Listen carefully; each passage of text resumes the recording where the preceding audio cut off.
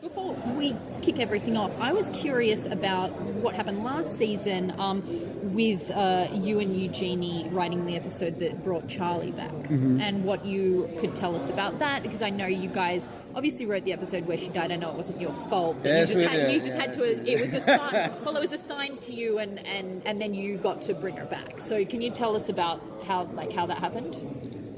The idea of bringing her back, the specifics of the episode. The idea, and then what you wanted to put into that, Charlie.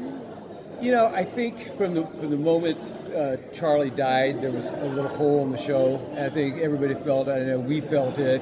There was just that voice was missing. And I think once we opened up the possibility of an alternate world, everybody kind of said, gee, if this is a world of doppelgangers, she's a natural go-to doppelganger, because that voice was missing in the show. And I think what's interesting about it is that Sam and Dean look at this person, look at Charlie Bradbury from the other world, and it triggers all their sense memories, and they just can't help just want to throw their arms around her and make her that kid sister that they had. And she's like, I don't really know you guys, because there was no Sam and Dean in that world. Yeah, absolutely. So it's an interesting place to start building a relationship from. And now that they've come through the door, and their ostensible enemy, Michael, came through the door also, there's no reason for them to go back immediately. Yeah. Because the enemy is here. Yeah. So she is going to be here for the duration, and they've got a relationship to build. So how she fits into the team has all got to be worked out, and she does. She becomes part of it and has her own cases that she's going to go out on. And it not only adds back a really wonderful character, but it's a cool way to open up the storytelling. There's now more people than just Sam and Dean on the case. Yeah. Well, correct me if I'm wrong, you guys hit 300 episodes this season, correct? Yes. So can you tell us anything about what's going into the plan for that? I know it's going to be one of those really interesting episodes that we attempt now and then, and so far I think they've come off really well. So this could be either great or just a horrible disaster, and we'll go into hiding. But it's going to be interesting. It's going to be its own thing, and I think we hit it. I think it's episode 13? I think. Yeah. 300. Yeah. So I think if it comes off, it'll be very cool. So with Dean being possessed, will it be a while before we see a monster of the week episode again?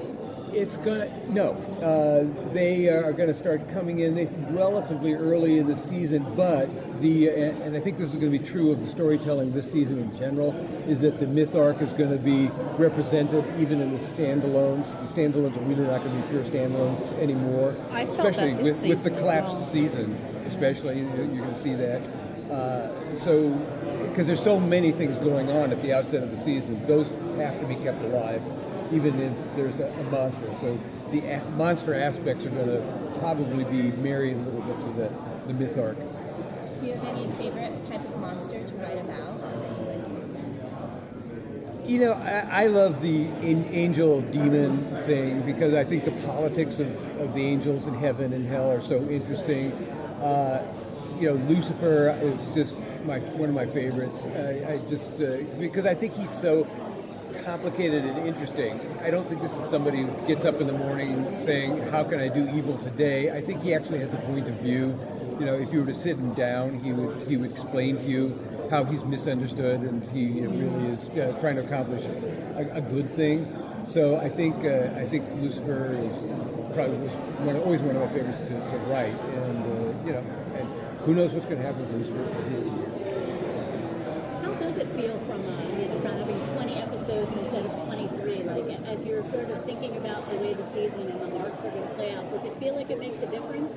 It's not that much of a difference between 20 and 23, particularly in this. I think there'll probably be as many myth episodes as there always were, and as I said, I think they're going to be strung more now through the quote-unquote standalones.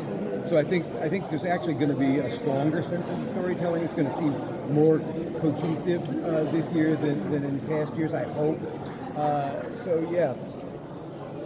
Are there any new characters or? Well, there's going to be new versions of characters in that we've got Bobby and Charlie coming from the alternate world. Rowena is going to come back and be a strong part of the season. And there is somebody lurking in the horizon. who I think is going to be a very interesting character to explore. That will resurface very, very soon. It will surface soon in the season, but I think it's following that story is going to be very interesting. I have a question about Michael and Dean in terms of what you have put together so far. I think not so much a concern, but a large question from people is obviously Jensen is never going to skip an episode, but will we see episodes that do not feature the character of Dean Winchester at all, even inside Michael's head? You know, it's not going to. We're not going to go too deep in the season with Dean not being Dean. You know? Yeah. It's so. First of all, you're going to see Dean physically on screen. Yes. But once Dean is Dean, then he may or may not stay Dean. You know. Yeah. So. Yeah. But, so you just never know. But we're not going to go too long without Dean. Yeah, no, I was more curious if we'd be seeing episodes where, you know, Michael is the only character Jensen's playing, or if we'll see Dean inside Michael's head, the way we saw Cass inside Lucifer's head. Right. No, there absolutely will be characters where you don't see Dean. Episodes where we do not see Dean. We're just seeing Michael. Interesting. And find out later that Dean was witness to a lot of these horrible things. Yes. Yeah, and is traumatized by flashbacks of what happened. Wow. That's a terrible burden to be helpless inside your own body, doing really awful things that you only remember fragments of. So you talked a little bit about Rowena's going to be back, which Yes. I'm excited about that. I would like. Can you tell us about how she's going to play into the new season?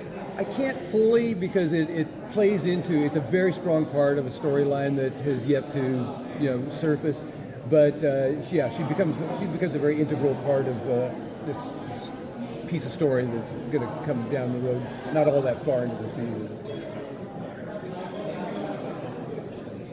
Are we? I know they hinted at, we talked about how Jodie will come back at some point. Is there any other plans of kind of bring in any of the Wayward Sisters characters throughout the season?